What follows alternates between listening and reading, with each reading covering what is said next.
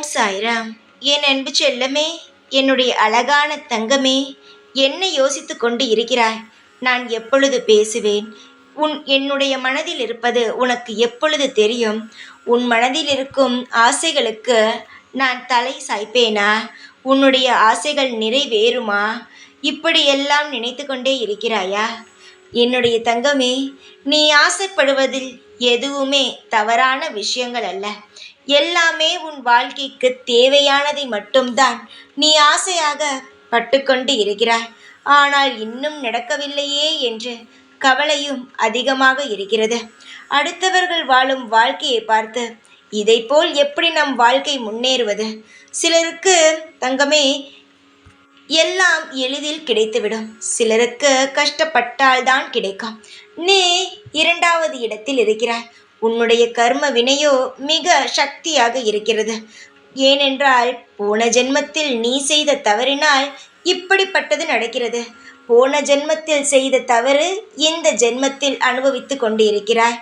நிச்சயமாகவே நீ இந்த ஜென்மத்தில் இதுவரை எந்த ஒரு தவறையும் செய்யவில்லை. கஷ்டத்தை மட்டும்தான் அனுபவிக்கிறாய். உன் வாழ்க்கை இனி நன்றாக இருக்கும். எதற்காக கவலைப்படுகிறாய்? கவலை என்பது நிரந்தரம் இல்லாத ஒன்று. எப்படி சந்தோஷம் மட்டும் நிரந்தரம் இல்லாத ஒன்று என்று நீ நினைக்கிறாயோ, அதுபோலவே கஷ்டம் என்பதும் நிரந்தரமே இல்லாத ஒன்றுதான். நிரந்தரம் இல்லாத ஒன்றை நினைத்து எதற்காக கவலைப்பட்டு கொண்டு இருக்கிறாய் தங்கமே? உன் வாழ்க்கையில் நீ செய்யும் ஒவ்வொரு விஷயங்களும் இப்பொழுது வேண்டுமானால் தோல்வியை சந்திக்கலாம். ஆனால் நீ செய்யும் ஒவ்வொரு விஷயங்களும் நிச்சயமாக வெற்றியை சந்திக்கும். பல பேருக்கு நீ உதவி செய்து இருக்கிறாய். அதெல்லாம் உனக்கு எப்பொழுது காப்பாற்றும்? நீ நினைக்கலாம், நான் எந்த உதவியும் எதிர்பார்த்து செய்யவில்லை என்று. ஆனால் நீ செய்யும் தப்பை எப்படி நான் கணக்கு போட்டு வைத்து உனக்கு தண்டனைகளை கொடுக்கிறேனோ, நீ செய்யும் நல்லதையும் நான் நிச்சயமாக நல்ல கணக்கில் எழுதி உனக்கு நல்லதை மட்டுமே செய்வேன். இதுவரை உன்னுடைய கர்ம வினையானது பலமாக இருந்து எல்லா விஷயத்திலும் உன்னை தோற்கடித்து மன உளைச்சலை உண்டாக்கியது. ஆனால் உன்னுடைய கர்ம வினையோ இப்பொழுது குறைந்து விட்டது. இந்த நொடியிலிருந்து உன் வாழ்க்கை மிக பிரகாசமாக இருக்கும். நிச்சயமாக உன் வாழ்க்கையில் நாளையிலிருந்து மிகப்பெரிய ஒரு வெளிச்சத்தை நீ பார்ப்பாய். வாழ்க்கையில் முன்னேற்றம் வந்துவிட்டது என்று நிச்சயமாக உன் கண்ணுக்கே தெரியும்.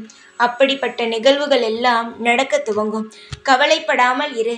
எல்லா நொடியும் கவலைப்பட்டு கொண்டிருந்தால் சந்தோஷத்தை துளைத்து விடுவாய். சந்தோஷத்தை மட்டும் அனுபவிக்கத்தான் இங்கு பிறந்தாய். சில கஷ்டங்கள் வந்தது, ஆனால் அதை அனைத்தையும் மறந்துவிட்டு நிம்மதியாக இருக்க பழகிக்கொள். நான் இருக்கிறேன் என்பதை ஒரு நொடியும் ஒரு நாளும் மறந்து விடாதே. எல்லா விஷயமும் நான் பார்த்து கொள்கிறேன். நான் உனக்காக செய்து தருகிறேன். உனக்காக நான் எப்பொழுதும் உன் கூடவே தான் இருப்பேன். இந்த சாய் நான். ஓம் சாய்ராம்.